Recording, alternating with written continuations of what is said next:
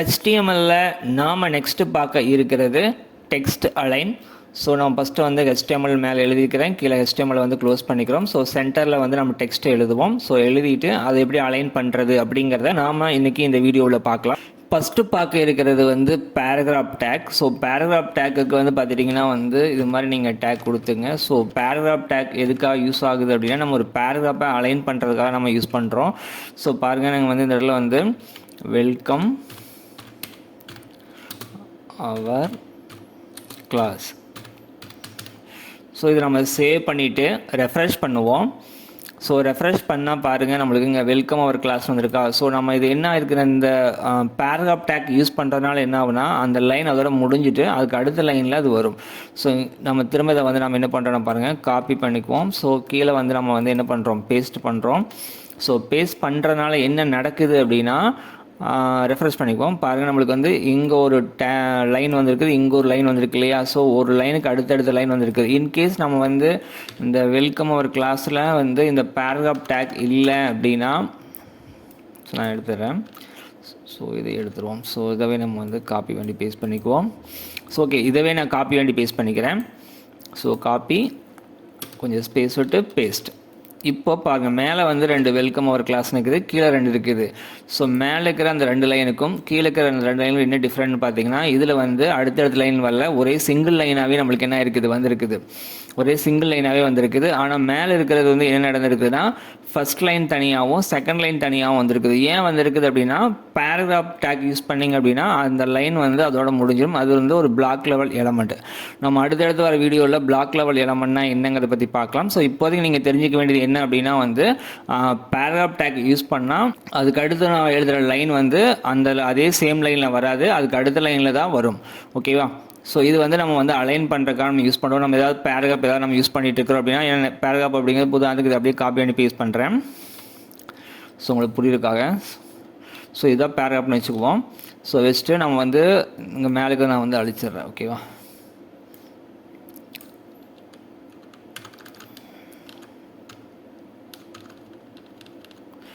So இந்த இடத்துல வந்து பேராகிராஃப் டேக் நான் கொடுக்குறேன்.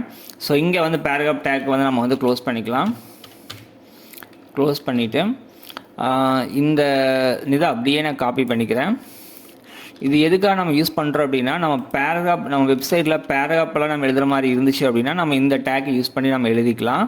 ஸோ இது அடுத்தடுத்த லைனில் வரக்கு யூஸ் ஆகும். ஓகே, பார்த்தீங்கன்னா உங்களுக்கு தெரியும். ஸோ இது வந்து பார்த்தீங்கன்னா பேராகிராஃப் வந்து ஃபஸ்ட்டு பேராகிராஃபு, இது வந்து செகண்ட் பேராகிராஃப். ஸோ இது வந்து பேராகிராஃப் டேக்னு சொல்லுவாங்க. ஸோ நம்ம பேராகிராஃப் ஏதாவது எழுதுகிற மாதிரி தான் இந்த டேக் யூஸ் பண்ணி நம்ம எழுதிக்கலாம். நம்ம நெக்ஸ்ட்டு பார்க்க இருக்கிறது வந்து பிடிஓ. ஸோ பிடிஓ டேக் தான். ஸோ நம்ம பிடிஓ அப்படின்னு கொடுத்துக்கிறோம். ஸோ கொடுத்துட்டு டிஐஆர் ஈக்குவல் கொடுத்துங்க.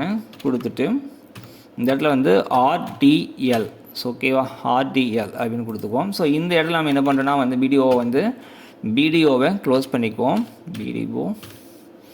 ஸோ இந்த இடத்துல என்ன டெக்ஸ்ட்டு வேணுமோ அதை நாம் இங்கே டைப் பண்ணிக்கலாம். டைப் பண்ணிவிட்டு Ctrl+S கொடுத்து நம்ம சேவ் பண்ணிக்கிறோம். ஸோ இப்போ நம்ம ரெஃப்ரெஷ் பண்ணால் பாருங்கள், நம்மளுக்கு அந்த வெல்கம் அப்படிங்கிறது அப்படியே வந்து ஆப்போசிட் டைரெக்ஷனில் வந்து அலைன் ஆகிருக்குது. இதில் நம்மளுக்கு வந்து ஆர்டிஎல் அப்படிங்கிறது வந்து ரைட் டு லெஃப்ட் அப்படின்னு அர்த்தம். இதுலேயே நீங்கள் வந்து எல்டிஆர்னோட கொடுத்துக்கலாம். ஸோ எல்டிஆர் கொடுத்தீங்கன்னா உங்களுக்கு வந்து பழைய வடைக்கு திரும்பி அலைன் ஆகிக்கும். இது வந்து ஆர்டிஎல் ஒன்று இருக்குது, எல்டிஆர்னு ஒன்று இருக்குது. ஸோ ஆர்டிஎல்னா ரைட் டு லெஃப்ட்டு, எல்டிஆர்னா லெஃப்ட் டு ரைட்டு. இந்த பிடிஓ அப்படின்னா வந்து bidirectional override. So இது மாதிரி வந்து நம்ம டெக்ஸ்ட்டை வந்து ரைட் டைரெக்ஷனோட அலைன் பண்ணிக்க முடியும். வீடியோவுக்கு அடுத்து நம்ம நெக்ஸ்ட்டு பார்க்க இருக்கிறது வந்து ஸ்பேஸ் கொடுக்கறத பற்றி பார்க்கலாம். ஸோ HTML எப்படி நம்ம வந்து ஒரு வேர்டுக்கும் இன்னொரு வேர்டுக்குமான ஸ்பேஸை வந்து க்ரியேட் பண்ணலாம் அப்படிங்கிறத பற்றி பார்க்கலாம். ஸோ அதுக்கு என்ன கீவேர்ட் நம்ம யூஸ் பண்ணுறோம் அப்படின்னா ஃபஸ்ட் நம்ம ஏதாவது டைப் பண்ணிக்குவோம்.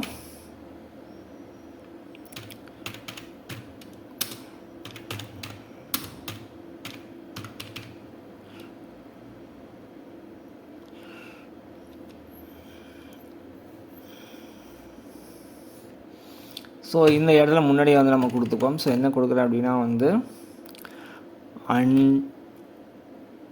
அண்டு கொடுத்துக்குவோம். ஸோ கொடுத்துட்டு NBSP கொடுத்துட்டு செமிகோலன் கொடுத்துங்க. ஓகேவா?